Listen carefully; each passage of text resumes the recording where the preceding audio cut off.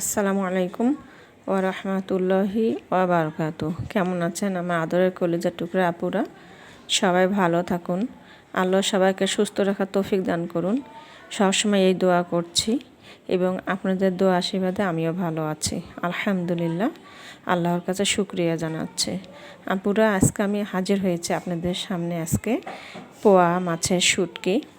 আমি পোয়া মাছের শুটকি এইভাবে আমি কেটে নিয়েছি। তো আমি সুন্দর করে ভালোভাবে ধুয়েও নিয়েছি। তো আমি আজকে পেঁয়াজ, কাঁচামরিচ এবং এখানে মশলা সব কিছু মিক্সড করে নিয়েছি। এখানে গুঁড়া হলুদ, শুকনো মরিচ এবং গরম মশলা, তারপর হচ্ছে ধনিয়া গুঁড়ো, লবণ সব কিছু আমি মিক্সড করে নিয়েছি। তো আপুরা চলুন পোয়া মাছের শুটকি রান্না করা যাক। আমি চুলাতে কড়াই বসিয়ে দিলাম। এখন আমি এখানে পেঁয়াজ, কাঁচামরিচ দিয়ে দিচ্ছি।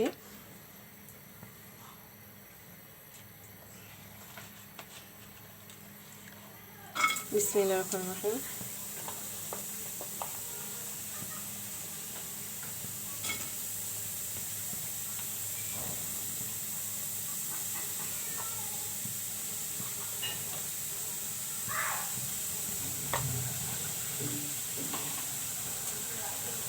দিয়ে দেব সরিষার তেল।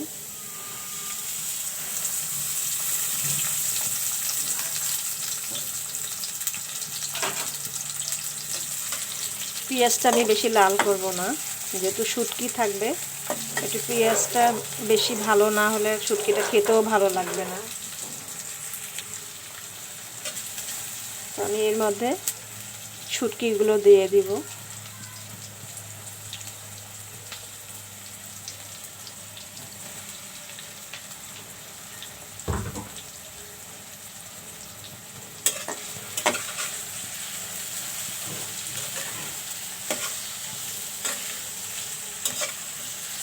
একটু একসঙ্গে সবগুলো ভেজে নেব। পেঁয়াজ, কাঁচামরিচ, সরষের তেল এবং পোয়া মাছের শুটকিগুলো দিয়ে দিলাম।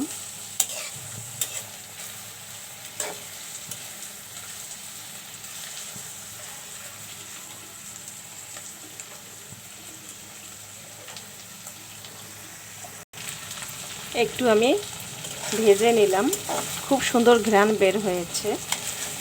এখানে এখন আমি মশলা মিক্সড করে রেখেছি, এগুলো দিয়ে দিব।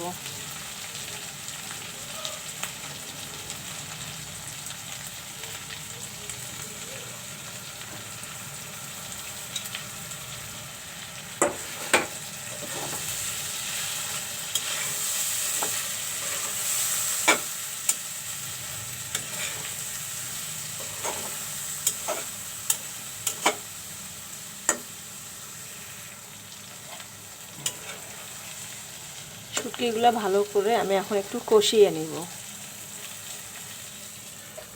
এখন ঢেকে দিচ্ছি।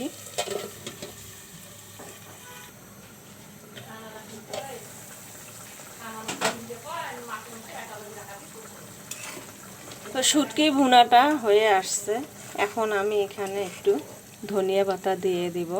ধনিয়া পাতা একটু বেশি করেই দিব, তাহলে শুটকি ভুনা একটু ভালো লাগবে খেতে।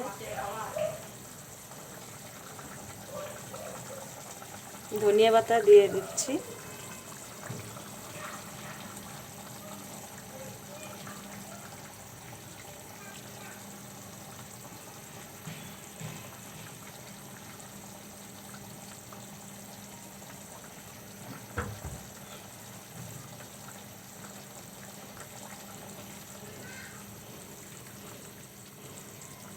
এখন আমি আবার একটু ঢেকে দিব।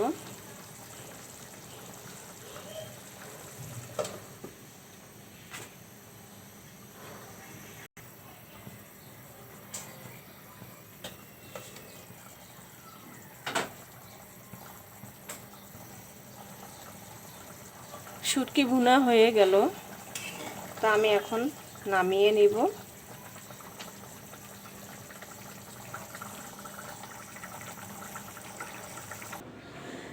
নামিয়ে নিয়ে আসলাম পোয়া মাছের শুটকি রান্না। তো আপুরা কে কে শুটকি খেতে পছন্দ করেন অবশ্যই কমেন্ট করে জানাবেন এবং আমার পোয়া মাছের শুটকি রান্না ভিডিওটা কেমন হলো সেই কথাও জানাবেন, আর লাইক দিবেন, বেশি বেশি করে শেয়ার করুন এবং সাবস্ক্রাইব করতে মোটেও ভুলবেন না। পাশে বেল বাটনটি ক্লিক করে আমার ভিডিওর পাশেই থাকুন। প্রতিদিন বিকাল 4টায় আমার ভিডিও আপলোড হবে। আপুদের সবাইকেই দেখার জন্য আমন্ত্রণ রইল। তো আমি রেখে দিচ্ছি, সবাই ভালো থাকুন ও সুস্থ থাকুন। আগামীকালকে আবারও কথা হবে, এই প্রত্যাশায় রেখে দিচ্ছি। আসসালামু আলাইকুম ওয়া রাহমাতুল্লাহি ওয়া বারাকাতুহু।